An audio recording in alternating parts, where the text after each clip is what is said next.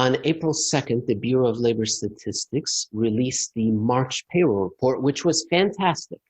At least that's what the headline said. What about the details of the report? Was it all fantastic? We're going to ask Jeff Snider, the head of global research for Alhambra Investments. Jeff, we're going to talk about an article that you posted at the blog on the 5th of April, and it was called Reopening 2. Here's how you start out. Last Friday's March 2021 payroll exceeded expectations in nearly every category. That's good news. What are some of the expectations? What did people expect to see? Well, you go back to December. Remember that, the payroll report was negative, and it's since been revised to, a couple 100,000 negative. So it was, we ended last year the wrong way. And I think that was for several reasons, reimposed lockdown, more restrictive activities, not just in the US, but also elsewhere around the world. And then you just had the last quarter of last year was not moving in the right direction to begin with. So it seemed to say we ended 2020 in the exact wrong way we wanted to. Going in payroll report, in terms of the payroll report, we had the labor market actually shrinking again, which, since we're already 10 million short from where we started from, that was a really, really bad sign. Then we had, of course, the Trump helicopter and then the Biden helicopter, and we have all of these other government stimulus interventions in between. And the BLS comes out with the March payroll report, and it had been slowly accelerating since December, and then in March, exceeding expectations, it exploded by more than 900,000. So a gain of 900,000 or so in March, which was probably I don't know what analysts were expecting for it, but it was much higher than than had been anticipated. That's right. So it was 916,000 jobs added. That was the headline. But you ask, is it anything more substantial than just reopening? While the BLS pointed out widespread employment gains in the press release, there's a clear difference in the accounting. And that's what we're going to get into right now. Headline, great, but you're concerned about the labor force participation rate. Yeah, that had been an issue going back to the early part, the middle part of last year, May and June. Remember May of 2020, the payroll report that came out then. At that time, analysts were expecting a couple million in jobs lost, and it came out with a couple million jobs gained. Yes. And like, wait a minute, what the hell happened here? And it was really the fact that some parts of the economy had begun to reopen from all of the pandemic restrictions. And then, of course, if you loosen restrictions and let people go back to work, millions of people went back to work. And that's terrific. That's great. That's something we definitely want to see. But that's not all we want to see. We need to see reopening. We need to see a flood of workers that are going back to jobs they previously had. But we also need to see that that's not the only thing happening, that there's economic growth and there's economic contributions to the labor market too. And as we found out last year, after that initial flood of reopening, things went sideways, literally sideways for the last half of 2020, which was that other than reopening in May and June, there really wasn't much being contributed back. That raised the possibility that maybe we had suffered some more permanent, perhaps long-term damage, economic damage, that's where we're really going to have to deal with going forward. Well, according to the headline, the unemployment rate now is at 6%, 6.04%. That's really good. I think that's fantastic. And that given what we were talking about in 2020, especially in March and April, was it the unemployment rate 25, 30%, whatever the real unemployment should have been. And now here we are back at 6 again. Like 6% is a perfectly reasonable unemployment rate in any sort of economy. I would be happy with 6%. That's not bad at all. Sure, I'd like better 5 or something like that, but 6%, I'll take it. Think about in the middle of the last decade, in 2013, 2014, the Federal Reserve thought full employment might begin somewhere around 5.5%. So here we are in March, 1 million jobs. Maybe we're closing in on what used to be full employment. I mean, this sounds terrific. And that works out to 9.7 million people that you say are officially employed. And here's where it gets sad, Jeff. Me? You're blaming this on me? No, that's the BLS. The BLS says they're officially unemployed. That's the problem. Don't blame the messenger. I'm not. This is, you bring our attention to the word officially unemployed. Right. Because there's many more unofficially underemployed, and just some sort of nether region where they're not counted but wanting to be looking for work. They're And marginally attached. So let's talk about some of those numbers. Let me see here. You said there are 5.8 million workers that are reporting to be employed only part-time for economic reasons. So that's... Yes, they want a full-time job, but they're working part-time. They tell the BLS, look, I would work full-time, but I'm only being offered part-time work. So that's a measure of underutilization or underemployment. Then there are 1.8 million who have been excluded from the labor force because they are marginally attached. What does that mean? That means that they want a job. They tell the BLS guy, the surveyor, the person, whoever does the phone call, and say, look, I would like a job, but I have not looked for one in the last 4 weeks. So for the last year, I've wanted a job, but I haven't looked for one in 4 weeks. That's the BLS cutoff. If you haven't looked for a job in the last 4 weeks, they do not include you in the official labor force number. Even though you say, I want to work, you're not in the labor force because you haven't looked for work in 4 weeks. And so it's sort of an arbitrary thing. And before the 2008 crisis, there really wasn't much controversy about it because that was a pretty good assumption. If you hadn't looked for a job in 4 weeks, you're probably not really in the labor force. But things have changed since the 2008 crisis, which is why we talk about the U6 rate, which is another unemployment rate that tries to account for the fact that the labor market is different than it has been. We need to account for some of this underutilization because that's a form of economic deficiency and decay too. If employers are hiring people, but they're not working them as much as they need to, as we just said, workers who are working part-time, not for economic reasons, or these marginally attached workers who say they want a job, but they haven't looked for one. Well, why haven't they looked for one? The BLS says, well, you're just not in the labor force. And so we're now at 10.6%. The U6 number stands at 10.7% for March. And that includes those two categories that we just discussed. Is that right, Jeff? Yeah. So you take the official unemployment rate, which on the numerator is the number of unemployed. That's the 9.7 million. The denominator is the official labor force. So when we add to get to the U6, you add those who are marginally attached plus those who are part-time for economic reasons. And then the denominator, you add the marginally attached because they're not in the labor force. And that gives you the U6 number. Now you come up with a couple other important numbers here and observations here where we're now standing, what is this? From 4.8 million in October 2019 to just over 5 million in February 2020 to 9.9 million in April. And now that's 6.9 million. Is that what we were discussing, or is that another category of underemployment?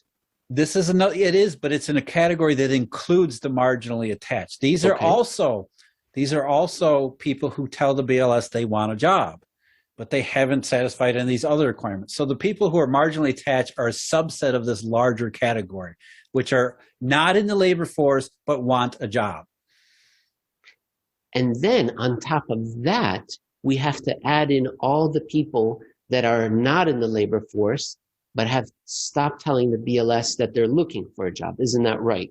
Yeah, and that's 110 million. Yeah, well, those who are not in the labor force who don't want or who do say they don't want a job, or at least tell the BLS they don't want a job, that's 110 million people. And it's really hard to say, well, how many of those millions actually do want a job? They just didn't tell the BLS person. And really, realistically, it's probably several million. And it's just, there's no way in the BLS data to tell how many. So those are truly undercounted because they don't appear in any subset or any subcategory anyway. But we know that they're there because they have been the so-called economic slack that kept wage growth from rising too rapidly, that kept the unemployment rate from reflecting actual full unemployment, because there was always some new workers to go into the labor market and keep wages low. We had never hit unemployment because some of these 110 million, or today it's 110 million. Some of them actually are not, they say they're not in the labor force. They tell the BLS they don't qualify for the labor force, but they really are. If there was a job available at the pay rate they wanted to get paid, they would enter the labor force in sort of representing shadow slack. You try to get a number that's a little bit more representative that doesn't include what we just discussed, the labor force that's missing, but you include what the BLS captures in the not in the labor force and want a job now category. And that is the U6 number plus these other individuals that are discouraged, right? And that gets us to 13. You just take the U6 and add to it. Well, actually, when I add to it, instead of using marginally attached workers, we'll use the whole subset of those who report to want a job. Right. So it's the U6 that includes the marginally attached workers, as well as all the others that are in that same category of not in the labor force but want a job, which adds another 4 or 5 million onto both the numerator and the denominator. And that's 13.4%. That's 13.4%. So, and I think what's really interesting about that, the purple or the people who don't want a job or who want a job but are not in the labor force, is that number hasn't really changed all that much since the middle of last year. While some of the other unemployment and underemployment numbers have improved much more considerably, that one really hasn't. And it's one that shouldn't have changed much at all to begin with, because these are people who are saying for the last year, haven't really looked for work. All of a sudden, there was 5 million more people who in March of 2020 who hadn't looked for work in the last year. No, they became unemployed, and maybe they were confused. I don't know what the specific answer is, but it's a measure of unemployment, underutilization that doesn't go into the official statistics for reasons I don't really know. But it seems like given the way that it changed, it moved exactly with the recession and contraction, that maybe we should consider that some of these people who are reporting reporting themselves outside the labor force maybe really shouldn't be outside the labor force. So we had this fantastic month for employment gains. Unemployment is now officially headline number 6%. But what we've just discussed is that it really, well, not really, but just that there is much more slack. We could say that it's 13.4% of discouraged and unemployed workers. And then that's right. Let's be clear. I think that's an important point. Let's be clear about this. We're not saying 13.7% is the real unemployment rate. Mm-hmm. What we're trying to do is say, well, let's get a relative sense of what may be going on beyond the unemployment rate. We're not saying the unemployment rate is completely wrong. We're not saying our U6 plus is the one you should pay attention to. All we're trying to say is let's look at relative changes in more detail beyond the headlines and see if we're getting the same corroboration that things are improving, which they are, but are they improving in the same rate, in the same way, at the same times, which they're maybe not. And I want to add more on top of that, Jeff. I want to point out to the audience that the labor force participation rate today is 61.5%. During 2018-2019, it was 63%. So 1.5% more during a terrible economy. That's what we're missing. If we go back to 2006, it was 66%. 4.5% that we're missing now. And if we go back to 2000, 67%. So depending on which period you want to pick, 6.5% more labor force participation that has disappeared because of this, the silent depression plus the offshoring that started after 2000, that some of that needs to also be added on top into the 13%.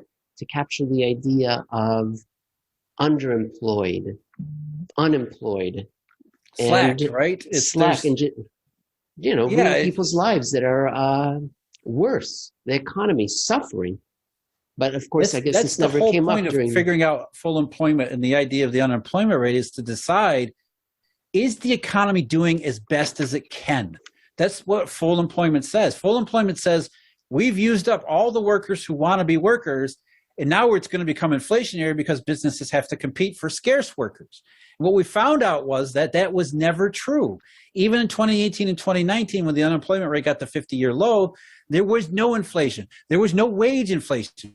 Wages kind of accelerated a little bit, but they were still the wage gains were still historically low, historically depressed, which suggested that this amorphous hidden blob of slack, and I don't want to use the word blob, but this hidden group of underemployed, underutilized workers who are outside the official labor force, they actually aren't outside the labor force. They would be in the labor force if the economy was performing the way that we're told it's performing, if the economy was generating jobs and growth and wages and pay rates that were consistent with a healthy system.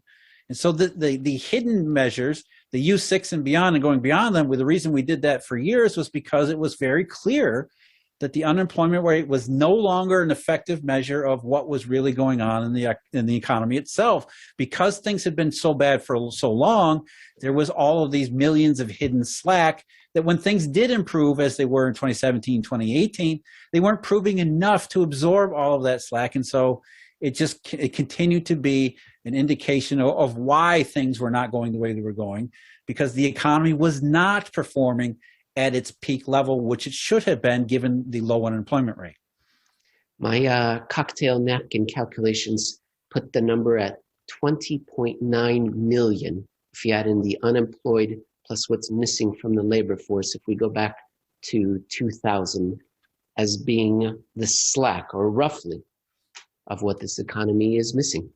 Yeah, and it doesn't have to, we're not saying 20.9 million. What we're saying is it's some number much larger than the official. Larger. That's really, let's be clear. We're not making claims of precision and accuracy here. All we're saying is that because 20.9 million is such an enormous number, and we realize it's not 20.9 million, it's something less than that. But because it's such an enormous number, we can reasonably consider that the labor force is some substantial degree much worse off than the headline numbers seem to indicate.